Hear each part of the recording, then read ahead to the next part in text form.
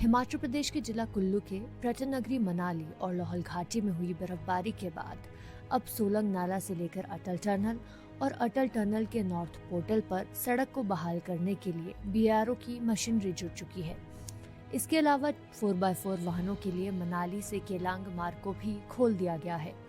आगामी दिनों में अगर मौसम साफ रहा तो पूरी सड़क को बर्फ को हटाने का काम किया जाएगा और अन्य वाहनों के लिए भी इस सड़क मार्ग को खोल दिया जाएगा।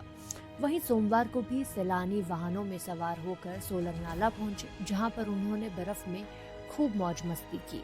इसके अलावा कुछ सैलानी 4x4 वाहनों के माध्यम से अटल टनल के नॉर्थ पोर्टल पर भी पहुंचे। वहां पर भी उन्होंने बर्फ में लदालद पहाड़ों का दीदार किया। लाहौल घाटी में बर्फबारी होने के चलते अधिकतर सड़क मार्ग बंद हो गए हैं। ऐसे में बीआरओ के द्वारा फिलहाल केलांग से अटल टनल तक की सड़क को बहाल करने का काम किया जा रहा है और आगामी दिनों में अन्य सड़कों को भी बर्फ को हटाकर खोल दिया जाएगा। लाहौल घाटी में बर्फबारी के बाद कड़ाके की ठंड हो गई है और पेयजल स्रोत भी पूरी तरह से जम चुके हैं, लेकिन प्रशासन के द्वारा लगातार मूलभूत सुविधाओं को बहाल किया जा रहा है ताकि लाहौल घाटी के लोगों को दिक्कत का सामना न करना पड़े।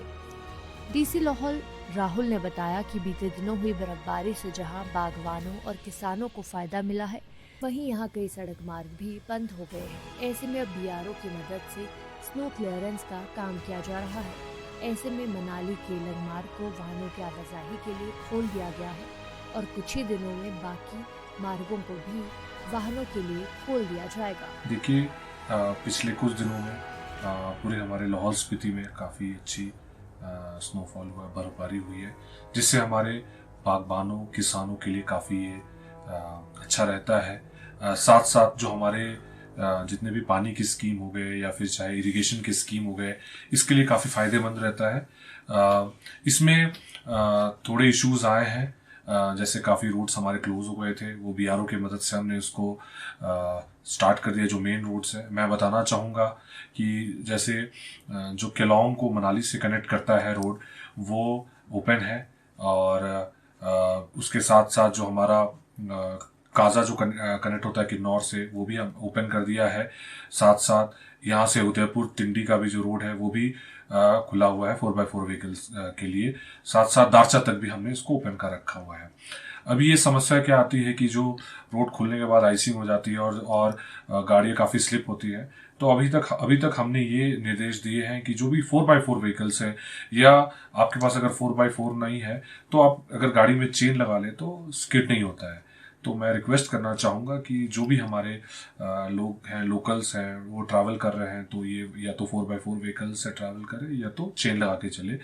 और मैं बताना चाहूँगा कि जैसे समय बड़ा इम्पोर्टेंट होता है, इसमें रात में ट्रैवल ना करें।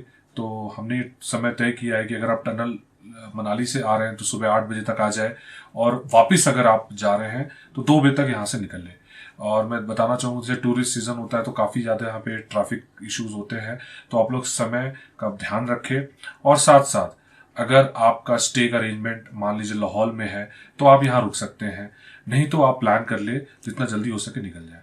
और इसके अलावा मान लीजिए आप ट्रैफिक का बहुत इशू है तो आप पैनिक ना करें।